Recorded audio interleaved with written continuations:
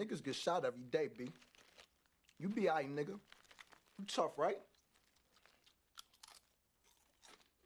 I know a lot of y'all probably recognize that scene that I just played, but I bet you didn't know it comes from the movie Paid in Full.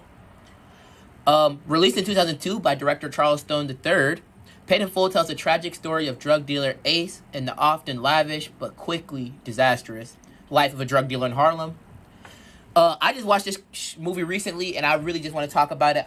I thoroughly enjoyed it. I believe it was truly captivating. As a viewer, you get this unique opportunity to see the journey of Ace, our main character, go from this kid working in a laundromat and kind of a reluctant drug dealer, even though he sees his friend Mitch making a lot of money. He doesn't want to step up and lead this role as a drug dealer. And then throughout the movie, you kind of see him travel or traverse this path and becoming a kingpin for his own drug trade.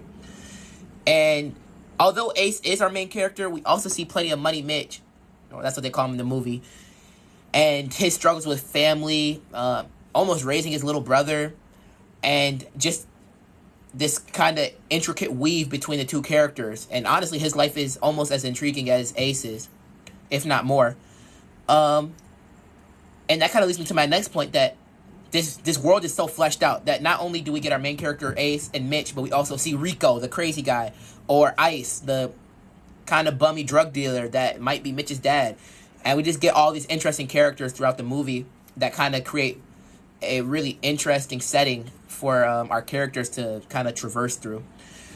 And it's just like a crazy all-out story about just getting to the top, and then what happens when you finally make it, and it might not be what you want. For this next part, I want to talk about our boy Ace here. I really want to talk about how he kind of subverts some of those stereotypes that fit into this genre of film, but also plays right into them. Unlike many drug dealers in Hollywood during this time, Ace is a pretty quiet, almost reclusive dude who's pretty unselfish and doesn't really enjoy the spotlight of drug dealing, which is kind of ironic because once you get that much money, it's kind of hard to not know. And I think that's really different from many of the people in the movie, as well as just the genre itself, because if we were to go to look at movies kind of like Menace to Society or Boys in the Hood, when people get on, they show it. They want to be the top dog. They want everybody to know they're top. They want nobody else to eat, kind of thing. And our main character Ace, kind of in a smart way, knows that if he's the only guy at the top, everybody's going to want his position. But if he can make everybody eat, he won't have to kind of straddle for this top role, as nobody's going to be trying to take it from him.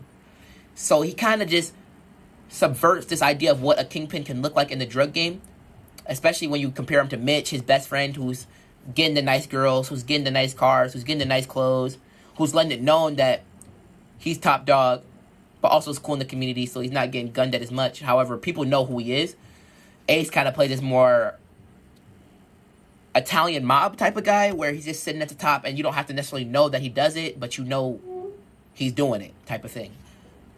However, he is still a drug dealer, and although, like, he kind of gets to choose his own destiny, he wasn't forced to be a drug dealer necessarily. He was broke, and he did need some money, so he kind of fell into it and had to do it, almost. I'm not going to say he always had a choice, but he kind of had to do it. And this is kind of like that black man dealing drugs trope, following the war on drugs, in the 80s, as well as this blaxploitation era where we get plenty of black drug dealers in these movies. And he's still kind of following into that stereotype of a black drug dealer. So as we're talking about the movie, I'll be almost remiss to not bring up one of the funniest controversies a part of the filming of Paid in Full. I'm going to let actor Wood Harris take it from here, but enjoy. Harris says this scene in Paid in Full with Cameron wasn't on the script. This guy drives up, and he's like, yo, what's up? It's dry out there. Your man ain't got nothing? And you see Cam walk up to him. And now, the script says he's supposed to just walk up to him, punch him, right? Cameron really punches him, for real. Cameron snatch him out the car. That's not in the script. This dude had a real busted lip. You heard? He snatched him out the car, whole body hitting everything, every step. Slammed him on the ground, really stealing on him. I remember when the director, Charles Stone directed Paid in Full. Shout out Charles Stone. He was like, yo, Wood, we had the best shot today. I just got to tell you what happened. He said, Cam, Cam really punched the guy. We kept it. We got it. He was so excited. And when you see it, that's real. That's why it's a jump cut. In other words, it's cut within one shot. Oh.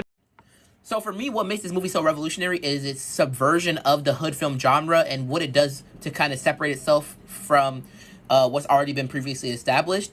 So kind of following in this John Singleton era of hood films, were really based in LA with a lot of young black men dealing into or kind of exploring the life of crime and then being extremely unsuccessful, usually in a tragic way, and never really making it. And what Paid in Full does is it brings us to the East Coast, which is a subversion in itself. And then it also makes our characters successful in the drug game. It kind of gives us new questions and new possibilities of what could happen when you make it.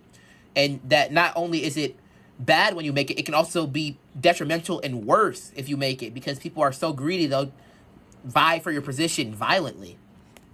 As for the black culture aspects of this movie, it's really exemplified in commodities such as Mitch's new Benz with the 5K rims and all the cars without the movie, the Gucci coats, the excessive jewelry. You know, black culture is seen through our streetwear and car culture, as well as the way people talk in the movie. Like, if you watch, you'll see people being called dick, man.